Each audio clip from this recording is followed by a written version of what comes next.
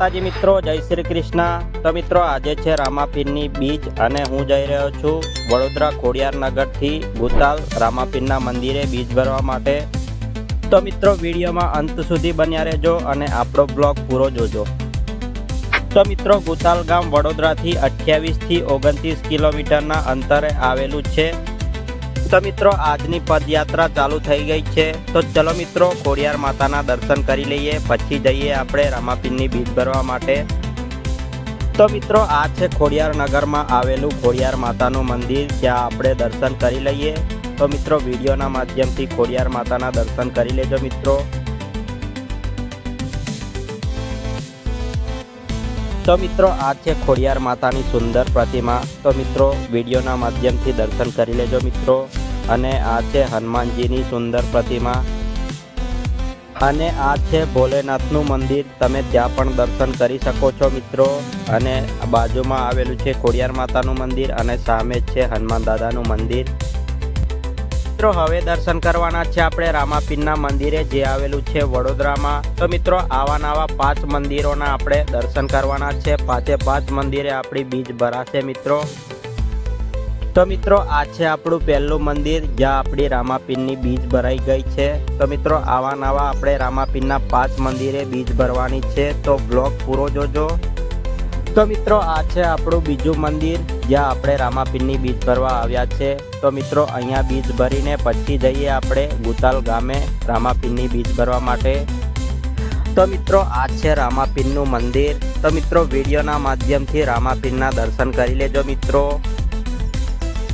તો મિત્રો આ છે રામાપીરની સુંદર પ્રતિમા, જે તમે જોઈ રહ્યા છો વિડીયોના માધ્યમથી। તો મિત્રો દર્શન કરી લેજો મિત્રો।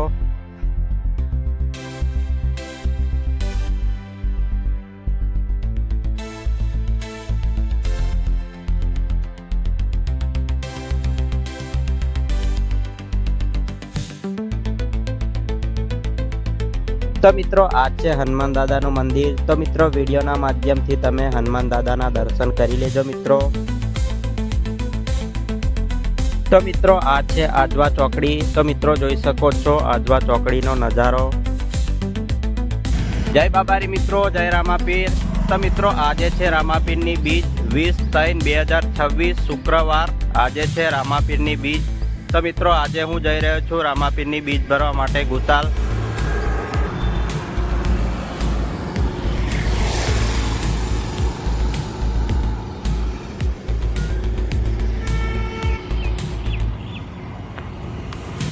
જય બાબારી મિત્રો, જય રામાપીર।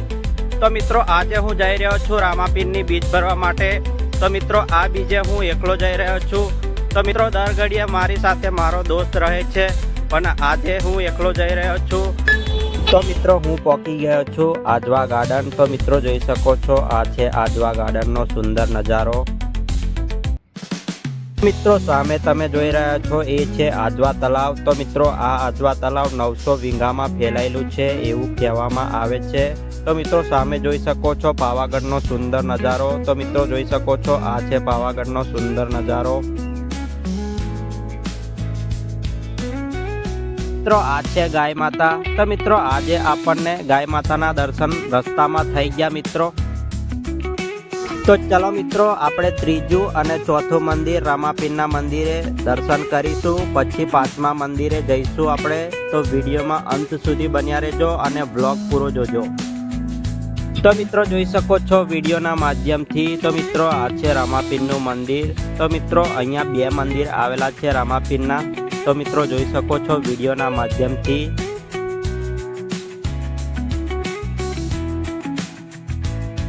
ફાઇનલી મિત્રો આપણે આવી ગયા છે રામાપીરના મંદિરે, અલખના અજવાળા ધામ ગુતાલ રામાપીરનું મંદિર। તો મિત્રો જોઈ શકો છો આ છે રામાપીરનું મંદિર, જે આવેલું છે વડોદરાથી 28 થી 29 કિલોમીટરના અંતરે આવેલું છે। તો મિત્રો જોઈ શકો છો આ છે રામાપીરના ભાવિ ભક્તો જે બીજ ભરવા માટે આવેલા છે। હજારોની સંખ્યામાં ભીડ જોવા મળશે તમને રામાપીરના ભાવિ ભક્તોની।